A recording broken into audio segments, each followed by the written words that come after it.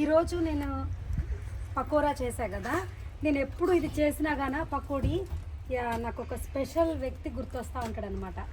అయితే ఈరోజు అందుకే మిమ్మల్ని ఇక్కడికి తీసుకొచ్చి ఆ వ్యక్తి గురించి చెప్దామని తీసుకొచ్చిన. ఈ స్నో డేలోని ఈ పకోడీ మీ తాతయ్యకి చాలా ఇష్టం.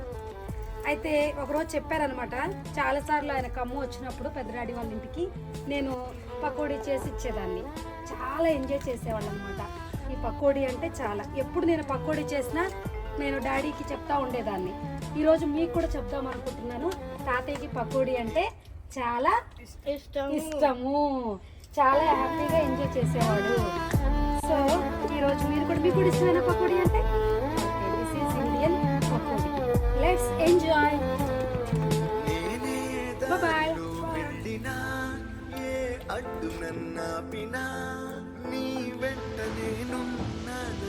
నాన్సీ